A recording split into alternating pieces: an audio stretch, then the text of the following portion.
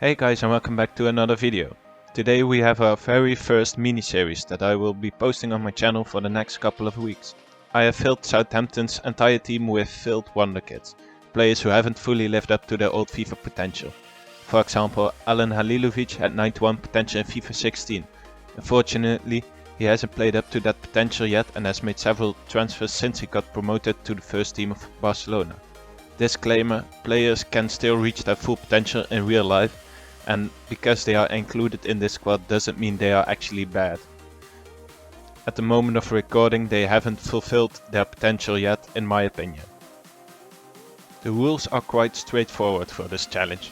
With this squad we have to revive their careers by winning the Premier League. With dynamic potential we hopefully see some of these players reach a very high rating at the end of this challenge and so reach their old FIFA potential. I will play one match every month, so it doesn't become a challenge where every match is simulated. Obviously I'm not allowed to sign any players who don't fall in the category failed talents or failed Wonderkids.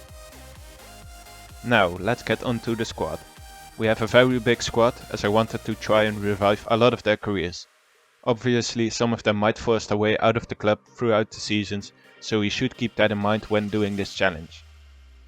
You will see each player with the highest potential from a previous FIFA on your screen right now. Apart from Richard Lee Bazour and Mario Götze, no one has higher than 80 potential in this squad. Let me know in the comments below who your favorite player is from this squad and if I missed any failed Wonderkids that are still in FIFA and I should potentially buy.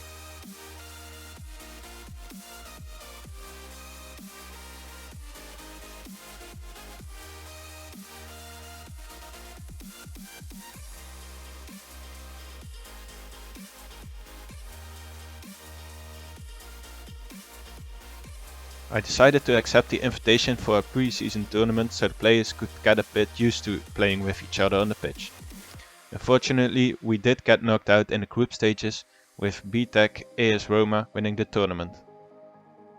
I decided to change some positions for a few of our players, with Maya becoming a centre midfielder, Fischer a left winger, Riedewald a centre back, Willems a left back, Musonda a right winger, Bazour a centre mid and Iturbe a left winger. I played the match versus Manchester United in August to try and get some important points at the start of the season. Victor Fischer stepped up and scored the equaliser, firstly hitting the post, but the ball hit De Gea at the back of his head and luckily went in. The match ended in a 1-1 draw. After that we lost 3 matches in a row, one being in the Carabao Cup versus Norwich. After the first month we were only on 2 points in 4 games. This put us in 17th place in the league table. A bad start to say the least.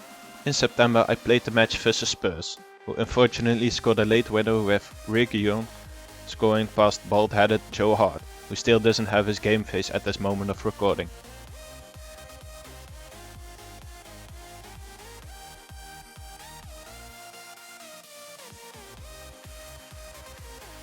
We lost the next game versus Leeds and drew with Crystal Palace, staying in 17th position after the first 2 months. Captain Sacco even talked to me about the dressing room being a bit worried after the latest performances. In October I decided to play the match against Aston Villa, but as you can see the replays of the goals were glitched, so we can't rewatch Götze's and Bazour's goals. Just to show they scored, here are the match ratings after the match. Bazour scored twice, both after the 80th minute, to get us to 3 points. Both goals from Bazour were from a corner as well, which is quite rare this FIFA as corners seem impossible to score. A total of 4 points were gathered this month, drawing versus West Brom and losing against Brighton and Arsenal. As we had to play against all 3 teams that were below us in the league table in October and only got 4 points, we dropped another position in the league table. We knew we were in for a big relegation battle at this point. Luckily Mario Balotelli stepped up in the difficult game versus Leicester, which gave us the 3 points.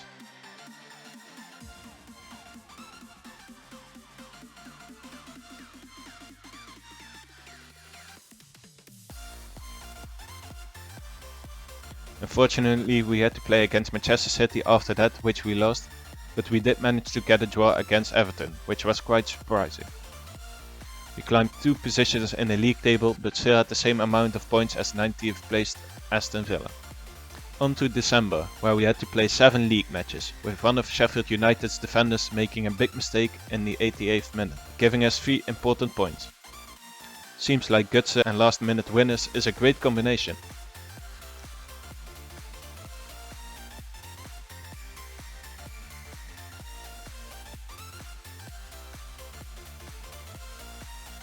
All in all, December was a great month as we won 3 times, once vs Chelsea, which was a big surprise. We drew once and we lost 3 matches, with 2 of those matches being against Liverpool. In January, the match I played was against Leeds, with our goalkeeper Scuffet actually saving a penalty from Rodrigo. The match ended in 0-0. We did manage to advance in the FA Cup, beating Norwich 3-2. We only managed to get 3 points in total in the league, though, which was quite disappointing. After 25 matches we were in 14th place, still not 100% safe from relegation. In the following month we played the away match vs Leicester, with Richetli Bazou scoring another header from a corner. A beast in the air.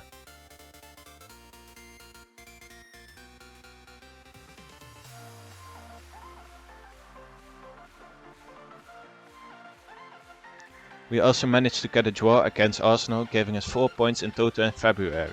Once again we are in 14th position in the league table. In March I decided to play the match against Fulham, who were doing very well in the league as they were in 10th position. In the 18th minute it was Reed from Fulham who scored the first goal after the ball hit the post first. The match ended in 2-0 to Fulham.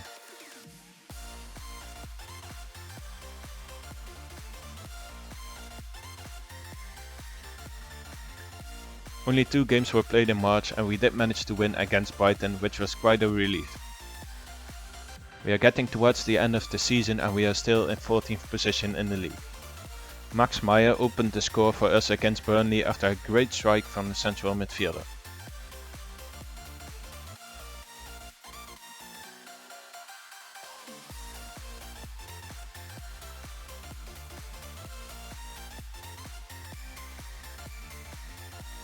In the 82nd minute though, Burnley got the ball off the Sciglio and Ashley Wood managed to beat Scuffet at the near post, scoring the equaliser.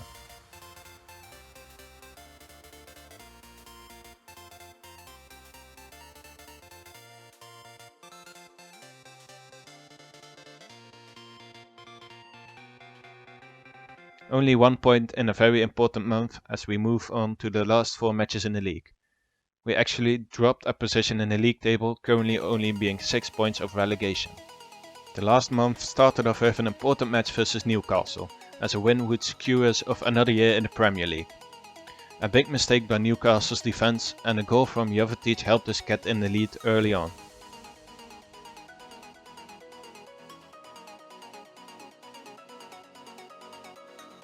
In the 85th minute Newcastle had a big chance to score the equaliser, but captain Mamadou Sakho saves the ball from going in the net, which led us to get 3 points.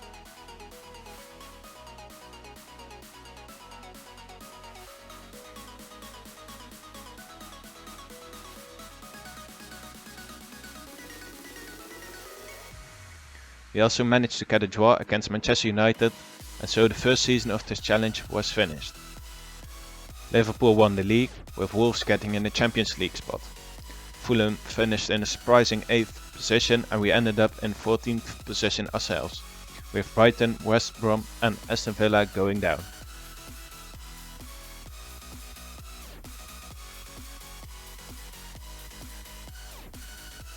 Let's take a look at the stats and ratings for my squad. Scuffet managed to get himself into the first team and got a +4 upgrade. Ochoa went down 5 ratings. Williams played most of his matches and went up by 1. Criscito also went down by 5 ratings even though he played 21 matches. Reece Oxford went up by 3. Riedewald went up by 2.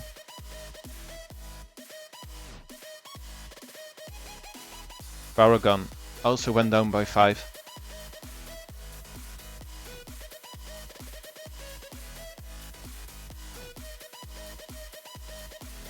Maya went up by 3.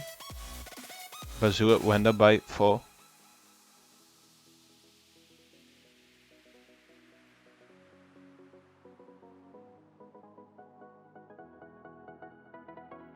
We also had to loan out a few players as some of them were getting unhappy, which decreases the squad morale.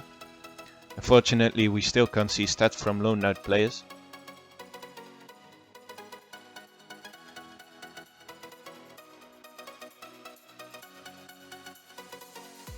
Alan Halilovic went up by 3 and Quaresma went down by 6.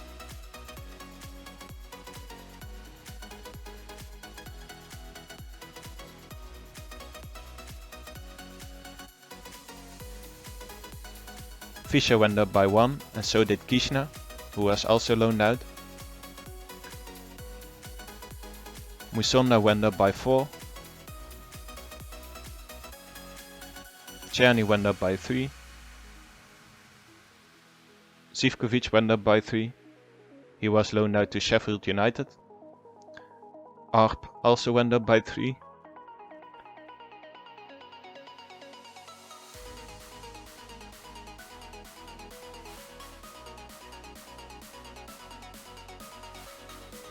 The first team looked like this at the end of the season. Griedewald, Skevet and Musonda managed to get a spot in the starting 11. I hope you guys enjoyed the first episode of this new series. If you did enjoy it, be sure to leave a like and subscribe to not miss any future parts. Let me know in the comments if there are any filled Wonderkids I should buy, and I will see you guys at the next video.